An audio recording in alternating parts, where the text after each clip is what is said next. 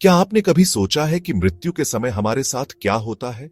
अंतिम सांसें गिनते हुए व्यक्ति को क्या महसूस होता है? क्या उसे कुछ दिखता है, सुनाई देता है? गरुड़ पुराण में मृत्यु से जुड़े इन सवालों के रहस्यमय और गहरे उत्तर दिए गए हैं। यह केवल ज्ञान नहीं, बल्कि जीवन को बेहतर दिशा देने वाली सीख है। मृत्यु अटल सत्य है, इसे कोई नहीं टाल सकता। लेकिन गरुड़ पुराण बताता है कि जब व्यक्ति अपने अंतिम क्षणों में होता है तो उसे अपने पूर्वजों के साए दिखाई देने लगते हैं। ऐसा लगता है मानो वे उसे अपने पास बुला रहे हों। यह संकेत है कि व्यक्ति अपनी अंतिम इच्छाओं को साझा करना चाहता है। अगर आपके आसपास ऐसा कोई हो तो उसकी बात ध्यान से सुने। गरुड़ पुराण में यह भी बताया गया है कि मृत्यु के समय एक रहस्यमय द्वार दिखता है।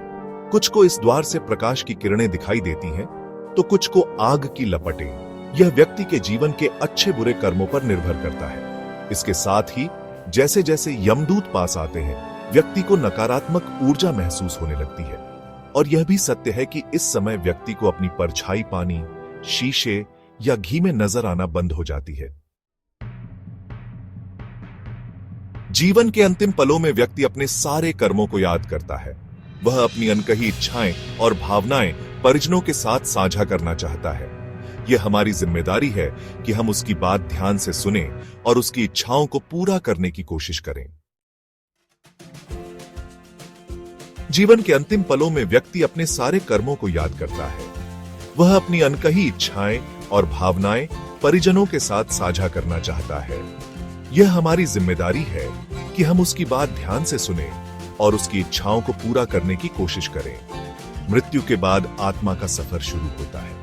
गरुड़ पुराण के अनुसार आत्मा 24 घंटे तक पृथ्वी पर विचरण करती है। इसके बाद उसे सूक्ष्म शरीर मिलता है, जो यमलोक की कठिन यात्रा के लिए तैयार करता है। यह यात्रा आसान नहीं होती। 99,000 योजन यानी लगभग 12 लाख किलोमीटर लंबी यात्रा। और इस दौरान आत्मा को अपने कर्मों के आधार पर सुख दुख का अनुभव होता है। मृत्यु के बाद आत्मा का सफर शुरू होता है। गरुड़ पुराण के अनुसार आत्मा 24 घंटे तक पृथ्वी पर विचरण करती है। इसके बाद उसे सूक्ष्म शरीर मिलता है, जो यमलोक की कठिन यात्रा के लिए तैयार करता है। यह यात्रा आसान नहीं होती। 99,000 योजन यानी लगभग 12 लाख किलोमीटर लंबी यात्रा। और इस दौरान आत्मा को अपने कर्मों के आधार पर सुख दुख का अनुभव होता है। गरुड़ पुराण हमें सिखाता है कि हमारे कर्म ही हमारे जीवन और मृत्यु के बाद की यात्रा को तय करते हैं। इसलिए हमें अपने जीवन में छोटी छोटी गलत आदतों, जैसे रात में झूठे बर्तन छोड़ने या देर तक सोने को छोड़ देना चाहिए। ये आदतें न केवल हमारे जीवन को प्रभावित करती हैं, बल्कि हमारे भाग्य और स्वास्थ्य पर भी असर डालती हैं। गरुड़ पुराण हमें सिखाता है कि हमारे कर्म ही हमारे जीवन और मृत्यु के बाद की यात्रा को तय करते हैं। इसलिए हमें अपने जीवन में छोटी छोटी गलत आदतों, जैसे रात में झूठे बर्तन छोड़ने या देर तक सोने को छोड़ देना चाहिए। ये आदतें न केवल हमारे जीवन को प्रभावित करती हैं, बल्कि हमारे भाग्य और स्वास्थ्य पर भी असर डालती हैं। क्या आपने कभी सोचा है कि बेटियों का जन्म क्यों होता है? भगवान श्री कृष्ण ने अर्जुन से कहा था कि बेटियां ईश्वर की विशेष कृपा होती हैं।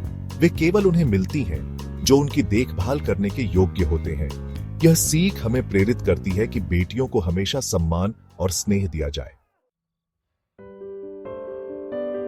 क्या आपने कभी सोचा है कि बेटियों का जन्म क्यों होता है?